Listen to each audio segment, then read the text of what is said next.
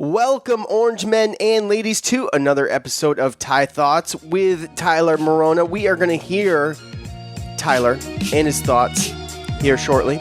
But first, as always, we got to hear from the title sponsor for Ty Thoughts, for the Cuse Militia, and for Armchair Media, and that is betonline.ag. Look, football's going good. It's going swimmingly.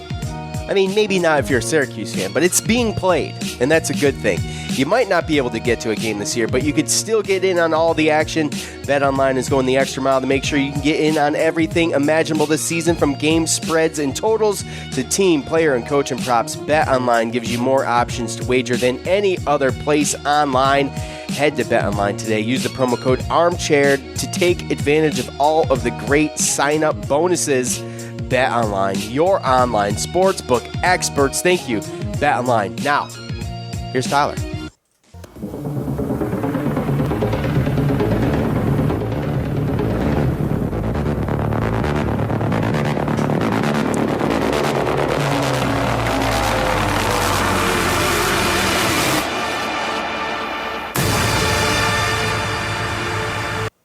All right, what's up? It's another edition of Ty Thoughts, trying to get another episode out there before another week goes by. Got some great reviews on my last show. Didn't really feel that it was, anything crazy, but definitely was nice to hear some feedback. I try to keep it real honest with you guys as I try to do, but I think what I got to do more of now is just kind of storytell, explain kind of my thoughts, and really just start really trying to own my stuff. It's interesting because I think that a lot of the times, because I didn't play in a game, although I did, I was there, I did the whole thing, I went through the whole deal, but I went there and I redshirted, but I never got to play in a game. So it's still, I always battle with the fact that I didn't really do what I set out to do and the job's not finished. And you hear that a lot with guys that are, we're in a 7-game series, we have 3 wins, what's there to be happy? But the famous Kobe meme or whatever,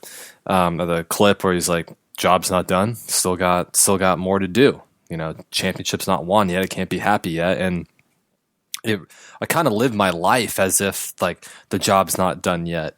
And because in reality, it's not. I'm 26. I got a long way to go. Hopefully I got 60 more years left on this planet.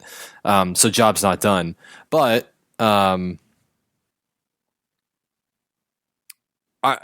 I think it's just time to start bringing up the stories, the tales, the things that make Syracuse, and just my honest opinion. It's hard for me to share that because for a long time I was thinking about, this is going to be a career for me, and I got to be neutral, I got to be diplomatic. I can't do this. That's over with. This is definitely not my career for now. Maybe it is in 20 years when I'm done coaching or working with student athletes and trying to develop their lives more. And the reason why I'm trying to get into coaching and develop in student development and athlete development and personal development, social, emotional development is because I was so lost when I was at Syracuse and they medically disqualified me.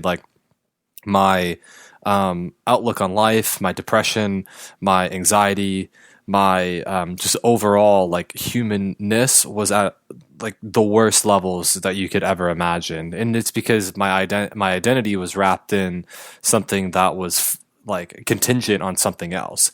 It was a perishable good. They don't want you to bring perishable foods to the canned food drive because we don't know how long that food is going to be needed to be stored for. And I mean, we all know, don't bring perishable foods to a food drive, but that's what I was doing. And they're like, hey, look, this is going to go bad soon. And yet still I didn't listen. And they're like, well, we can't help you anymore with this, perishable thing that had a demise in it. And no matter what, my football career always had a demise. I was just hoping that it was going to be after, maybe in 5-6 more years from now, play into my 30s. Sounds great, be a millionaire, yada, yada, yada, but didn't happen. So that was a little therapeutic, cathartic, whatever you want to say. I think that, just being opinionated and reading the piece this week from Syracuse.com with their former what's the title? The director of player personnel. That's it. I don't know why I couldn't think of that for a second. It's funny, like, I know all this stuff like the back of my hand. I know football like the back of my hand, but I get on the airwaves, and then all of a sudden, like, my just overall thinking ability goes to zero a lot of times. I gotta stop doing that. I don't know how you overcome that, though. It's because I'm rusty.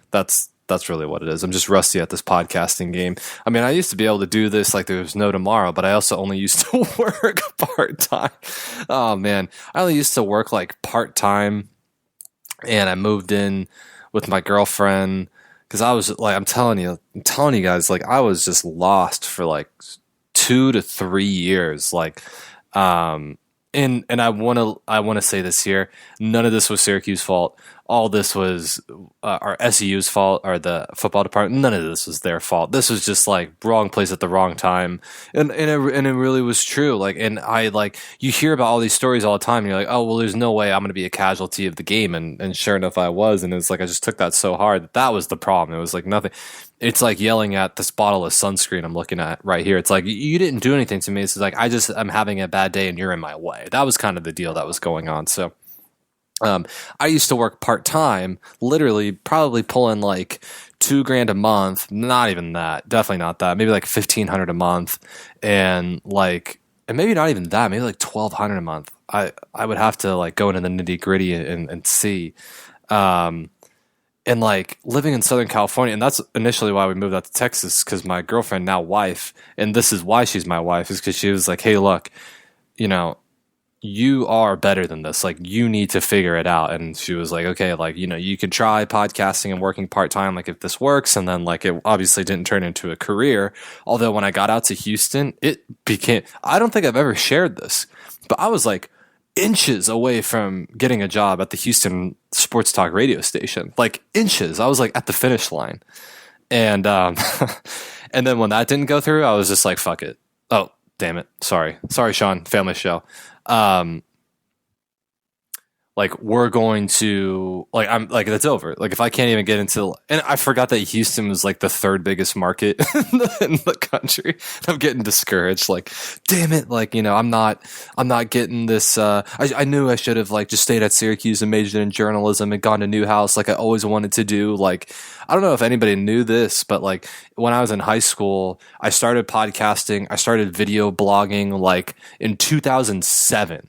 Like, I had all this stuff, like I had all these ideas a long time ago, like a long time, like even before, like I found out about podcasting maybe in like '06. Like, there was guys doing it into like a payphone and paying a company to record it on the other line. Like, it was through a speaker on a speakerphone, like a guy, like, you would go to like this office and you'd like talk into a phone, and then somebody else would record it through a speakerphone. Like, it was awful quality. And then like, you get like the webcam mic, and then I was like, I had like all these, and I wanted to be a journalist like really badly.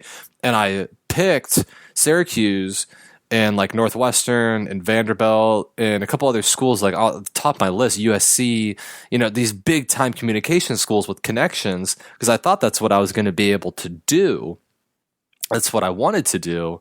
And I was writing for my school newspaper, like all this other stuff that goes into it. And it makes sense now why, because I'm going to be an English teacher moving forward and like help out with the journalism program wherever we go in the mass media department. And like, and so maybe there's some good coming out of that and all that goes. But like, I thought that I was going to be able to go to Syracuse, and then like, okay, like I'm going to get in here and then I'm going to transfer into Newhouse. And they said like, oh yeah, sorry, no player can actually, no athlete can go through Newhouse, because they like, kids that go to Newhouse school, they're on just as restrictive as a schedule as the athletes are. Like, there is no days off. Like, my buddy Jesse Doherty, that was a friend of the program, like the Trademark podcast, like the first rendition of it, and he covered me while I was at Syracuse. He is now like, he has like a book published, because he lucked out and got the beat at the Washington Post right before the Washington Nationals won the World Series.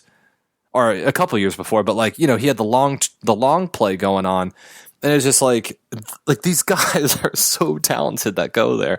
It's like you would literally have to be a cosmic shooting star to be able to do Newhouse and football or basketball or lacrosse or whatever. It's like it's just too demanding. You're up 24 hours a day, not going to happen.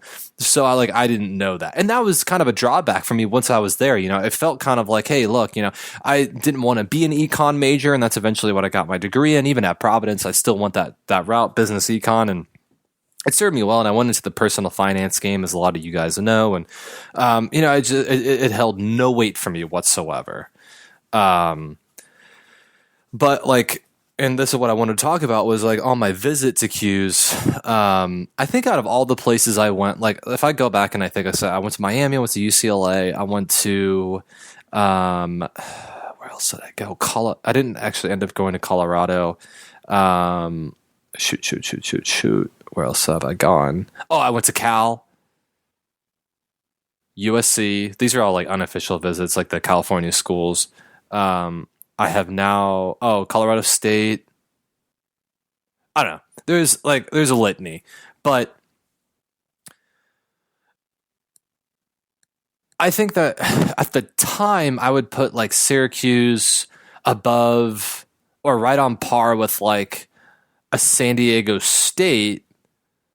But as far as facility, as far as the school itself, the school itself and the academics and the buildings and all that stuff, the campus and the academics, that was an A+ to me. The football side of everything was probably at a B, and that was because they had just come off winning the Big East and the Pinstripe Bowl and defeating a good WVU team that was going into the Big 12 that was on the up. And then they said, well, hey, look, we just won the Big East. This is Coach Schaefer and Coach Doust, by the way. We're on the way up. We beat Geno Smith. We beat Teddy Bridgewater. Teddy Bridgewater playing tonight on Thursday Night Football. Geno Smith draft pick. But what they also kind of failed to realize is that it's oh, yeah, sorry, when we did that, we had 2 first-round picks on our team, Chandler Jones and Justin Pugh. And Chandler Jones is a little bit before that. But this run of ascension happened before I got there, and it was really this long build up, as we now know it kind of takes at Syracuse, but I didn't know that the history of the football program. So I was yeah, and then they walked me through and it's hey, look, there's a Heisman here, there's a national championship here, there's an Orange Bowl here, but I didn't kind of put together was that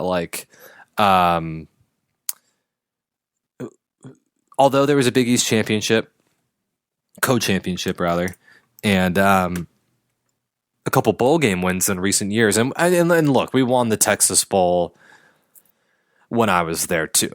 Big deal, Houston. And a funny story about that, and I'll bring it back around, don't worry. But the funny part about the Texas Bowl is that Mike Lasker and I reconvened for second semester, and we're hey, look, man, I'm so excited to get to talk to that guy tomorrow, by the way. Set up a mandate phone call on the ride home from work. Michael Lasker and I were chatting.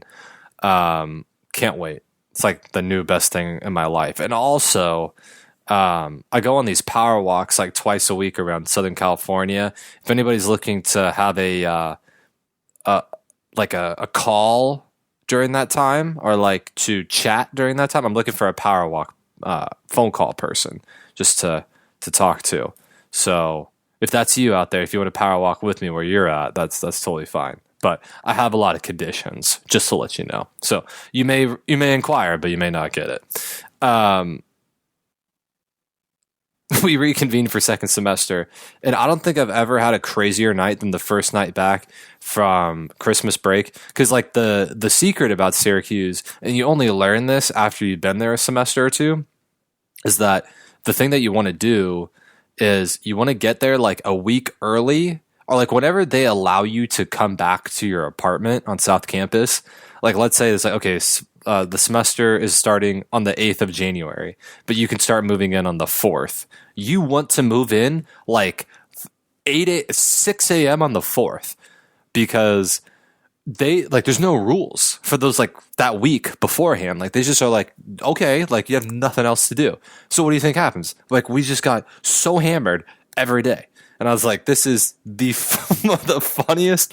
Like we had like that week will live in infamy for Michael and I. Like that was the most fun I think we've ever had and will ever have. Like the stories that we have from that time is unbelievable. And those are like unshareable things. And like nothing crazy happened per se, but it was just so much fun to like get to know my environment, my surroundings, and that week really, and it wasn't because of like the drunken stupors and the like connection I felt to the area, and I thought that I was like starting to get over everything, and I really wasn't, but I was trying to have a new outlook on life, and I was trying to start anew, and that's when I really fell in love with the area because it was cold. It was something different. It was unlike anything I'd ever seen, and I had been developing this new friendship with my best man.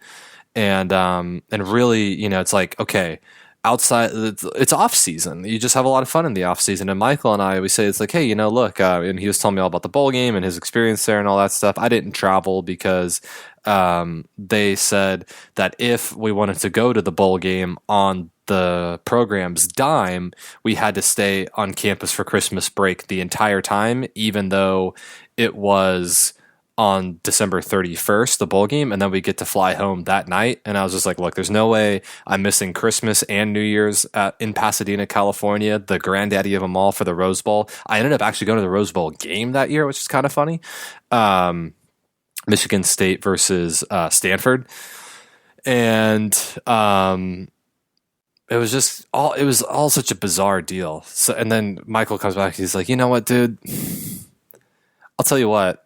You and me, I kind of envision us living in the same area for a long time. You know, even if we're, you know, not living together as roommates, we'll probably be neighbors, you know, kind of live like next door to each other around the corner. But we're never moving to Houston. Never, ever. Can't see it. Can't ever see it. Smash cut to the end of 2018. We're literally neighbors in Houston, Texas. Couldn't have made it up. But anyway, so the thing about Syracuse and the uphill battle that they do have is that, like, if there is a recruit like myself or Mike Lasker or whoever, it's like you have to get the guy that everything else is in his life, kind of like in the Syracuse.com article talking about how, like, Cisco was a guy that was intrigued by high academics. I was a guy that was intrigued by high academics.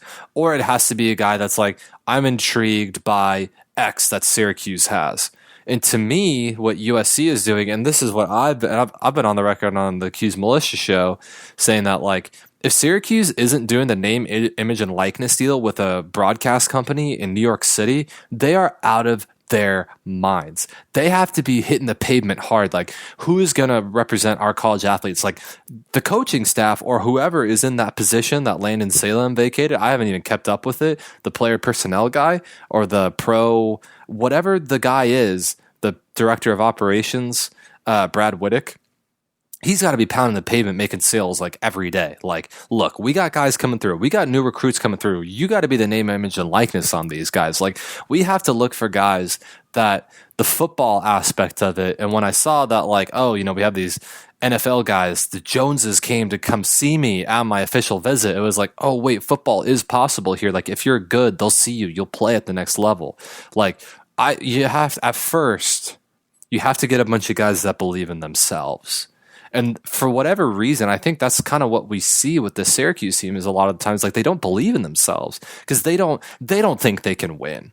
You know, but I don't know how you do it. It's got to be an investment in the personality, an investment in the person. But for right now, because the facilities are behind, I would say that the facilities are about a C comparatively to what other Power Fives are dealing with. Compared to USC and UCLA, what I grew up here with in my backyard, we're not in the same stratosphere. The school itself, like the academia and the experience and all that, is on par. I think that they're both A's in that regard. I think you could go to either school and you come out on both sides being a complete success, home run winner. But you got to find a guy that's interested in that. And obviously, as you can tell, the 4 and 5 star guys, they're really not. They're interested in having a good time and winning and catching touchdowns. That's what they're interested in. And you know who offers that? The South. And that's fine. You know, the Oklahomas of the world, the Bamas, the LSUs, that's fine. There's a reason why those schools exist. But if you want to have the type of team that you, the fan, are looking for, we're going to have to do some investigative research. And you know what that leads to? It leads to a lot of busts. And you can't just hire and fire coaches because they sign busts. What you got to do is you got to reevaluate your own thinking and how you're going after these guys. And there's a lot of 1AA schools or FCS schools that have coaches that have this figured out. And so it's like no mistake to me on why Dino made it to this point. But I think it's a mentality deal.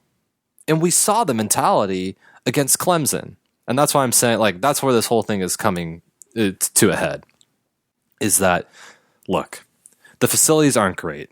They got a lot better since when I was there, they were about a C minus. Now they're probably up to about a B. Maybe a C plus, B minus, if you want to be really nitpicky.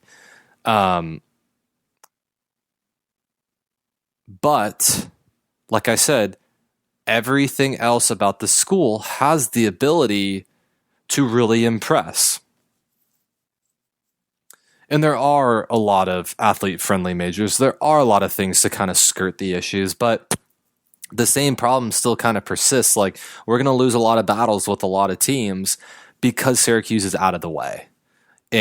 But for me, what really sold me was that Syracuse made an attempt back then to at least play against the big dogs in the non-conference. They had USC on the schedule. I got to see them play twice before I moved out there eventually because I saw them on local TV out here. I also saw them win a bowl game. Like, these are things that you need to see, and this is kind of where the floor needs to go.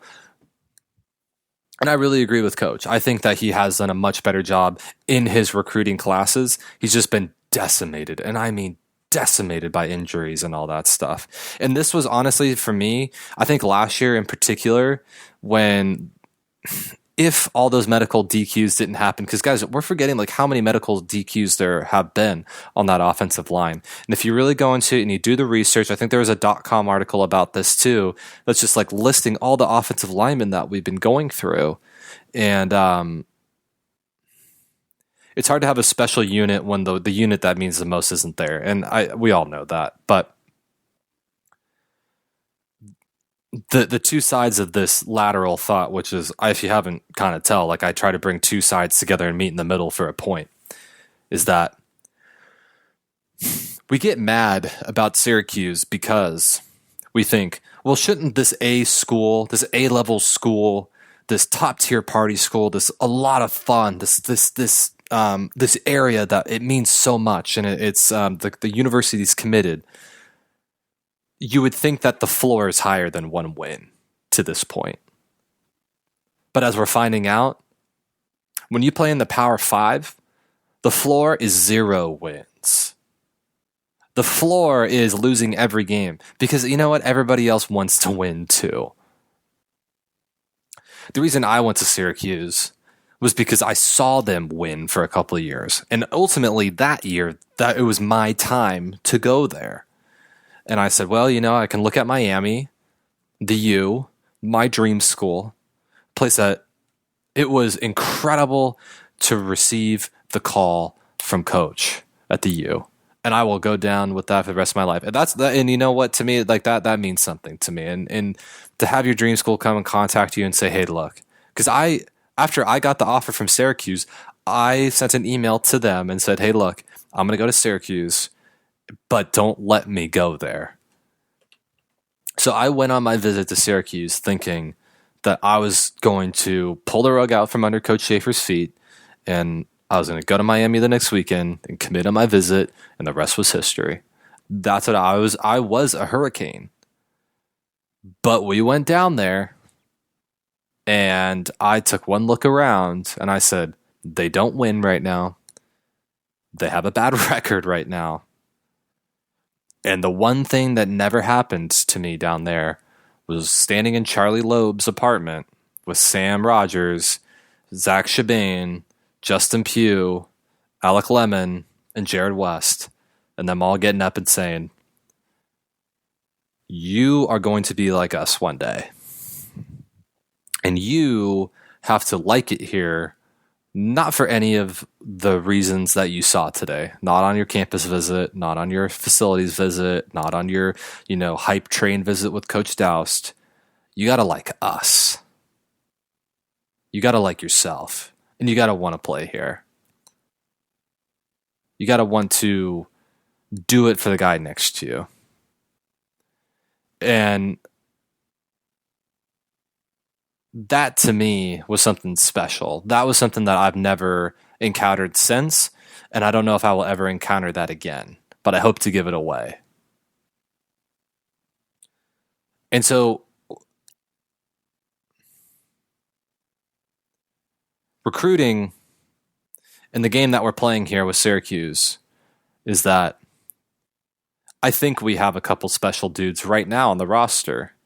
And it's up to them, and what we're seeing them do right now is that they're telling the guys on their visits, hey, look, you can be like us. You can make it to the NFL. Look at the draft picks. We're going to keep going up. We're going to keep going up. We're going to keep going up. But you have to make the decision. Are you going to do it for you and us and the S? That's what it's going to be. And you know what? Our recruiting class this year is going to be 10 points higher than it has been. And you know what's going to happen when those kids get on campus is that they're going to look back and they're going to say, hey, look, we took a chance and we made it work. And then they're going to move up 10 points with their recruiting class. And that's how it happens because it gains momentum. And we all know that you just got to find the kid that has something special. And that's what it comes down to. And if you're frustrated about that we can't find a special kid, just know that everybody else is trying to do the same thing. It's a competitive fight out there. But I think that Syracuse has enough going for it from inside the program to say, this whole belief without evidence thing, it's coming to a close really quick. Real quick, before Tyler closes up with his final thoughts, once again, we are going to hear from the good folks over at thatonline.ag. Get there, do that. You might not be able to get to a game this year, but they're going to help you out. They're going to do everything they can possible to make sure you can get in on everything imaginable this season, from game spreads and totals to team, player, and coach and props. BetOnline gives you more options to wager than any other place online. Head over to BetOnline today. Use the promo code ARMCHAIR to take advantage of all of the great sign-up bonuses. BetOnline, your online sportsbook experts. One more thing before we hear back from Tyler, and that is Manscaped.com. They are forever changing the grooming game with their new Weed Whacker. You can also get the Lawnmower 3.0. You can get the 2.0 Shears set. And look, all of the other good things they have over there. The clone, the spritzel for the schnitzel, all that stuff at Manscaped.com. This Weed Whacker is the nose and ear hair trimmer, provides proprietary skin-safe technology which helps prevent nicks, snags, and tugs in those delicate holes being your ears and nose. The premium Manscaped Weed Whacker uses a 9,000 RPM motor-powered 360-degree rotary dual-blade system. Don't know what that is, but it sounds very impressive. Its intelligently contoured design enhances the trimming experience, and it's waterproof, which makes for easy operation and cleaning. The only nose hair trimmer on the market with a powerful and rechargeable lithium-ion battery that lasts up to 90 minutes on a charge. Listen, gentlemen, they are going to give you replacement blades every 3 months, too, to keep the weed whacking enjoyable, all right? And as we all know, 79% of partners polled admitted that long nose hair is a major turnoff. So get that stuff cleaned up. What are the chances your girl is in the 21%? I have some advice for you. Email me if that's the case, okay? Go to manscaped.com. Get 20% off and free shipping with the code ARMCHAIR at manscaped.com. That's 20% off and free shipping at manscaped.com. Use the promo code ARMCHAIR. All right, here's Tyler to wrap things up.